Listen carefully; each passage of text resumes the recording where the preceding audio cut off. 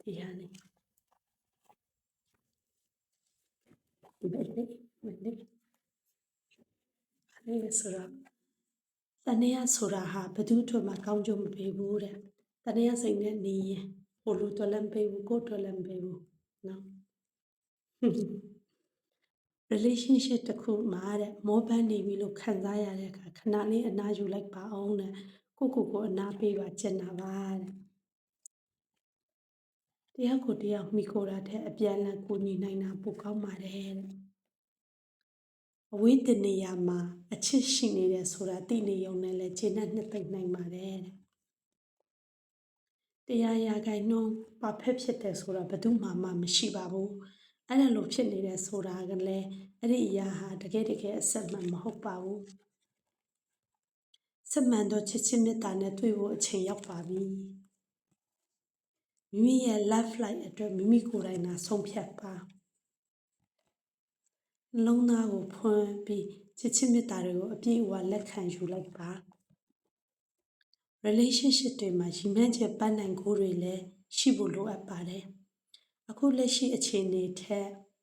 ရှေ့မှာပိုကောင်းတဲ့အခြေအနေတစ်ခုကိုလက်တွေ့ဖန်တီးလှုပ်ဆောင်လိုတဲ့စိတ်ရှိဖို့လိုအပ်ပါတယ်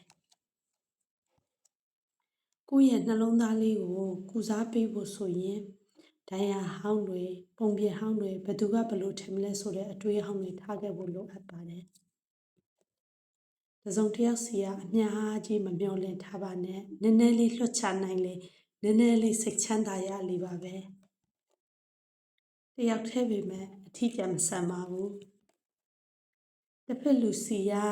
ရိုးသားမှုကိုလိုချင်တယ်ဆိုရင်ကိုယ်တိုင်ရိုးသားမှုရှိဖို့လိုအပ်ပါတယ်အချစ်ဟောင်းကိုတန်းတာနေတာဟာဘာမှအကျိုးမရှိပါဘူး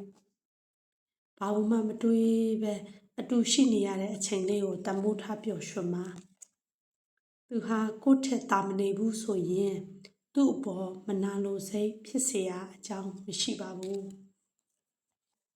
အချစ်ကြီးမှနာကျင်နေတယ်ဆိုရင်လည်းဒါဟာကိုရွေးချယ်ထားလို့ပါပဲ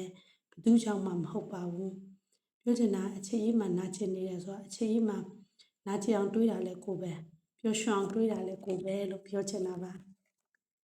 ရေစစ်တွေရှိလို့ကြုံရတာမှန်ပေမဲ့သူဟာကိုနဲ့မတူတဲ့လူတစ်ယောက်သာဖြစ်ပါတယ်အကြခင်ပြန်ဆောင်ကြရတော့မှာပါချစ်ချင်းတစ်ခုစတင်ဖို့အချိန်ရောက်ပါပြီတဲ့ကျေးဇူးတင်ပါတယ်